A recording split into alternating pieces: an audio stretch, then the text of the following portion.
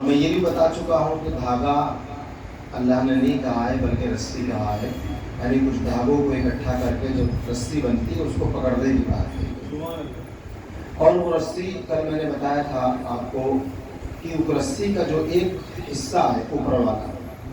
وہ ید اللہ کے ہاتھ میں ہے، اس کو اللہ کے ہاتھ میں پکڑا ہوا ہے۔ دوسرا حصہ آسمان کی طرف سے ہماری طرف آیا ہوا ہے اور اللہ نے اس کا حکم ہمیں دیا ہے کہ ہم اس کو مضبوطی سے پکڑ لیں، اور جو اس کو مضبوطی سے پکڑ لے گا حضور نے فرمایا ہے کہ وہ کبھی گمراہ نہیں ہوگا۔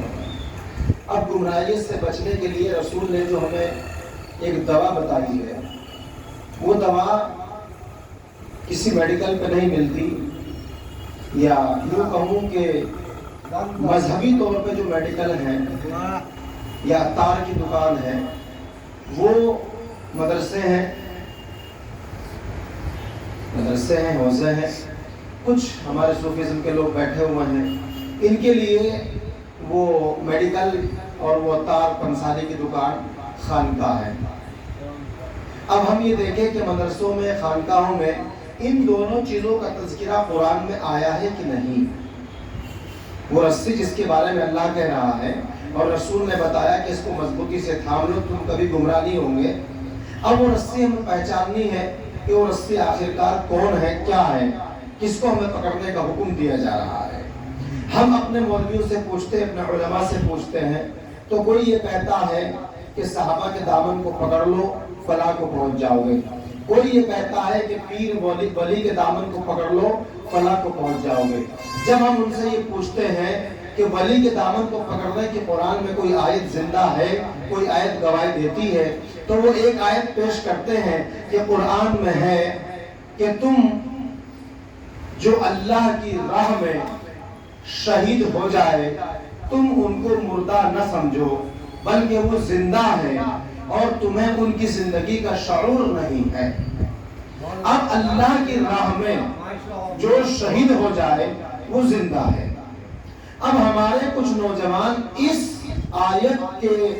ذیل میں جب وہ اپنے علماء سے گفتگو کرتے ہیں، خاص کر ہمارے بزرگان دین صوفیزم کے لوگ، وہ یہ کہتے ہیں کہ ہم اہل بیت کو سب سے بڑھ کر کے مانتے ہیں، سب سے زیادہ ہم مانتے ہیں، لیکن چونکہ قرآن کہہ رہا ہے کہ شہید زندہ ہے اور زندوں کا ماتم،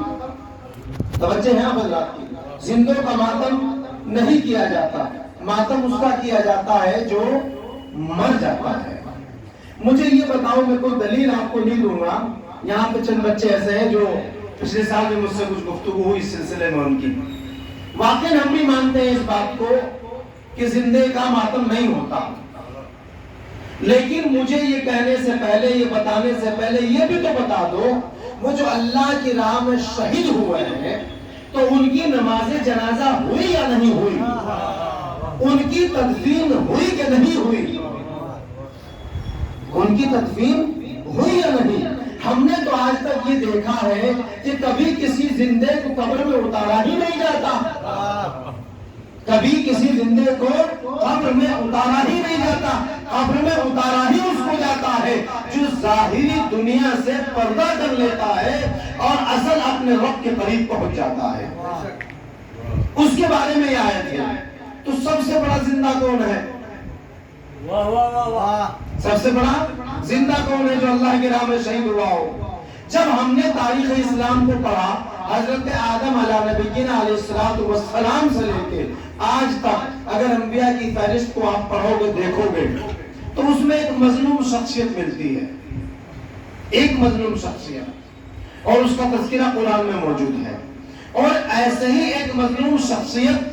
جو سب سے زیادہ مظلوم ہے تاریخ اسلام میں، اور اتنی مظلوم ہے وہ شخصیت کہ آج بھی کوئی ان کے ظلم کو چوک میں کھڑا ہو کر ظالمین و قاتلین کا نام نہیں لے سکتا۔ آپ جائیے روڈ پہ کھڑا ہو کے آپ کہیے کہ ہم جانتے ہیں امام حسین کے قاتل کون کون ہیں، کہہ سکتے ہیں آپ؟ نہیں کہہ سکتے۔ علامہ ابن جوزی علیہ رحمہ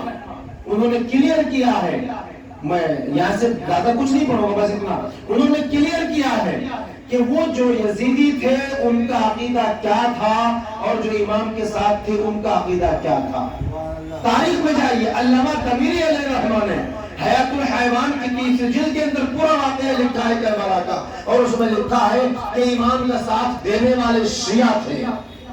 ایک لفظ سے چڑھے نا ہمارے یہاں، ماتم سے اگر چڑھے تو شیعوں کی وجہ سے، محرم سے چڑھے تو شیعوں کی وجہ سے،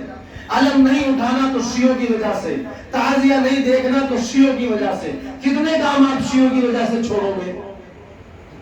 کل جب جنت کی بات آئے گی تو یہ بھی کہہ کر کے چھوڑ دینا کہ اس میں شیعہ جا رہے ہیں ہم نہیں جائیں گے، تب ہم تمہاری ہمت و طاقت دیکھیں گے.